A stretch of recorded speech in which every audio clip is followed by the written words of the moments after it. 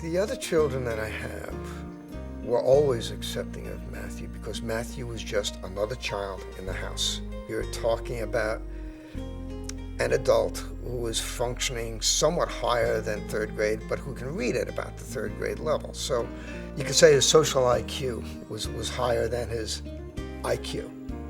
And so we've dealt very, very well and very comfortably with the public.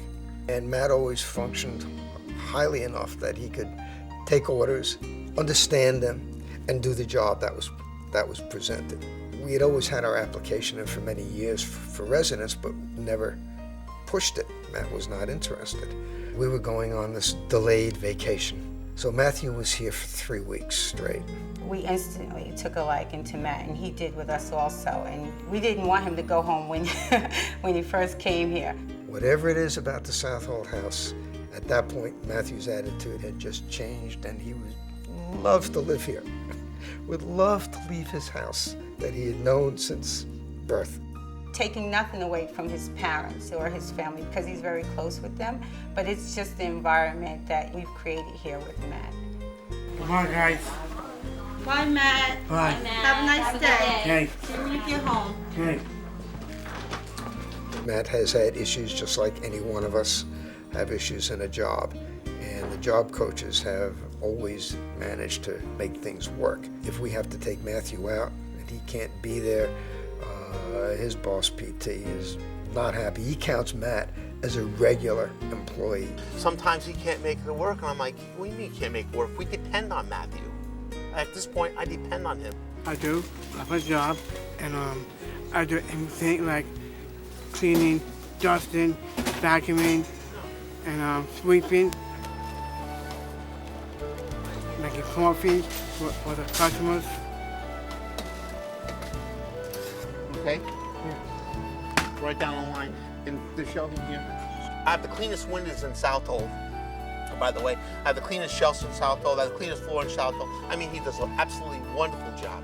It says, employee number 1, employee of the month, 4 years running, wherever at West Market.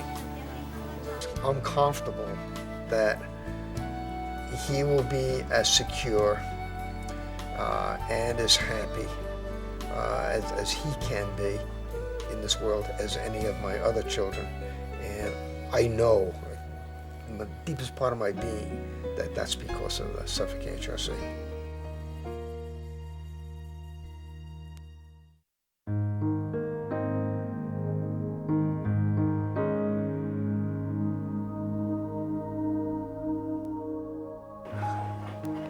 My name is Stanley Baxter. I am 39 years old. My home room is room 4. I am learning many things, like making change with money. Stanley is what makes, I think, room 4. 15 years. He is an exceptional young man. He brings Bobby and I so much joy every day. When he comes in here, no matter what Stanley feels like, Stanley comes in with a smile. The staff. It's fun to do things with them, and this is what we look forward to, coming up with different things to make them do. Good. We do variety shows. They love to sing, they love to dance. The fun also is to see their accomplishments. Right. They're so proud themselves, they'll come to us saying, look what I did it, Bobby, I did it, Peggy. Reading big words and spelling out different words for different things. We've went from alphabetizing the first letter of the alphabet to the second letter, to the actual word, And now, what are your goals right now that you're working on? In the mornings, what are we doing? Adjectives, and what? You have to do 5 adjectives. And what else? Verbs, right? We're working on 5 verbs, 5 adjectives. Without AHRC, I think Stanley would be very bored. Stanley loves doing what he does here. He loves being a part of our family here. Stay home watching soaps. With AHRC, I believe he would rather come to program. No matter what we say, what's going on, bad day, good day, what's your saying? Happy New Year. Happy New Year.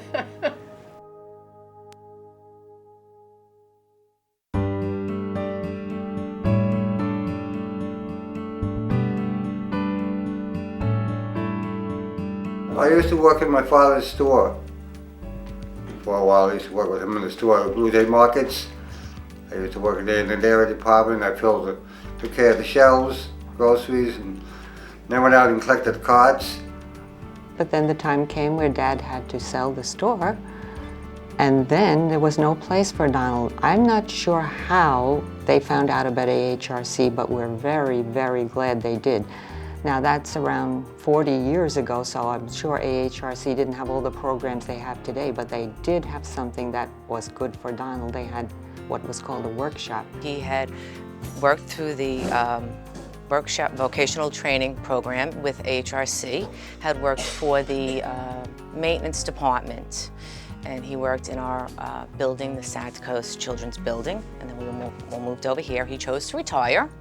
When he came home from his program, he just would put out the garbage and go sit in his room or sit with Mom. It was a very blank life. When Mom died, I was really, really worried because I didn't know what I was going to do with Donald. We're getting on in age. Tomorrow, whether we'll be here or not, we don't know. Nobody knows. And with the decision, it was not easy. It was really felt by both of us, not just one of us, because Donald is not just my brother-in-law, he is my friend. Donald has flourished. I've seen a timid, rather nervous man, hesitant to join in new functions or learn new things, thrive. Before, at home, all his choices were made by Mom. Now he chooses what he's going to eat. He chooses, am I going to go on a field trip today, or am I going to go to cooking club? And also, he gets to read to the children, and he's very proud of that. I think it's beautiful to have the children and the senior program together. I really like that. It's good for the children and it's good for the senior people. He's always doing something. He's with people who are really like family to him. They take us to the movies, or we go bowling. Yeah, we went to Dave & Buster's. They take us to parks, also beaches. AHRC makes sure that these people go out into the community, they use the community services, they enjoy life, they add to life, they're part of living again. I couldn't believe that someone could be that kind and care about my brother like that. When he did go into the residence, it gave me back my wife and my life. People may look at it as something selfish, but it's not. It's part of life. But it gave Donald something even more, and it made me feel real good to see Donald blossom. There's more to living than just being taken care of, and we see it with Donald.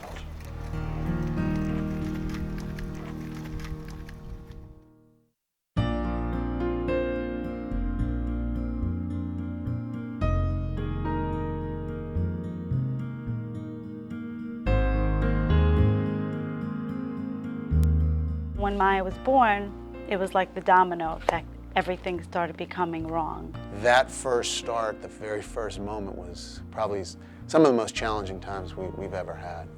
We didn't know what to expect. But my husband was instrumental in keeping me strong. And the whole time when we were going through it, he knew everything was going to eventually be okay. The moment we walked into AHRC and met with Joy, and who brought us into the different classrooms and, you know, suggested where she felt Maya would be most suited, we knew at that very moment this is where Maya needed to be. We had Maya with us the first time we entered into this school, and we saw her placed right into a classroom that may be appropriate for her. And the very first time that she was put into the class, she was participating with the teacher, she was interacting with the children. Up and down, you got it, rock on, girl. And my wife and myself are looking at each other like, this can't be. I mean, this is almost instantaneous. They trust us with their daughter. They trust us progressing their daughter to different levels.